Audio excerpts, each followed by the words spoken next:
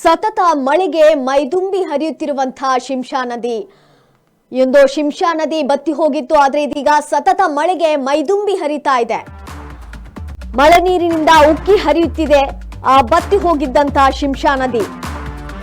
ಮದ್ದೂರು ತಾಲೂಕಿನಲ್ಲಿ ಶಿಂಷಾ ನದಿ ಹರಿಯುತ್ತಾ ಇದೆ. ನೀರಿಲ್ಲದೆ ಬತ್ತುವಂತ ಒಂದು ಹಂತದಲ್ಲಿತ್ತು. ಆದ್ರೆ ಸತತ ಮಳೆಯಿಂದಾಗಿ ಶಿಂಷಾ ನದಿಗೆ ಜೀವಕಳೆ ತುಂಬಿದೆ. ಮಳೆಗೆ ಭೋರ್ಗರೆದು ಹರಿಯುತ್ತಿದೆ ಶಿಂಷಾ ನದಿ. ಮದ್ದೂರಿನ ಬಹುಭಾಗ ಉಕ್ಕಿ ಹರಿಯುತ್ತಿರುವಂತಹ ಜೀವನದಿ.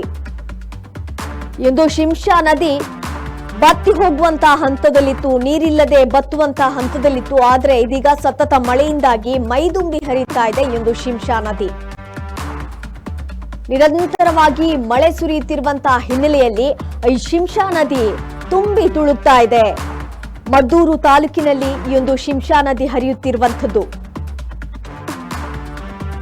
ನೀರಿಲ್ಲದೆ ಬತ್ತುವ ಹಂತದಲ್ಲಿದ್ರೂ ಕೂಡ ಈ ಒಂದು ಸತತ ಮಳೆಗೆ ಶಿಂಷಾ ನದಿ ಮತ್ತೆ ಜೀವಕಳೆಯನ್ನ ತುಂಬಿಕೊಂಡಿದೆ.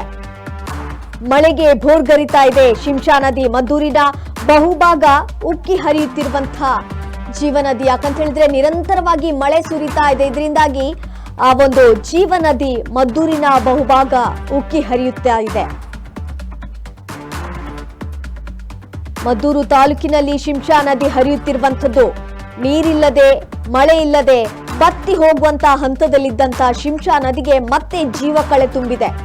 ಯಾಕಂತ ಹೇಳಿದ್ರೆ ನಿರಂತರವಾಗಿ ಮಳೆ ಸುರಿತಾ ಇರುವಂತಹ ಹಿನ್ನೆಲೆಯಲ್ಲಿ ಶಿಂಷಾ ನದಿ ಉಕ್ಕಿ ಒಂದು ಹರಿಯುತ್ತಾ ಇರುವಂಥದ್ದು. ಅದರಿಂದ ಅಲ್ಲಿನ ಒಂದು ರೈತರಿಗೂ ಕೂಡ ಖುಷಿಯನ್ನ ಕೊಟ್ಟಿದೆ.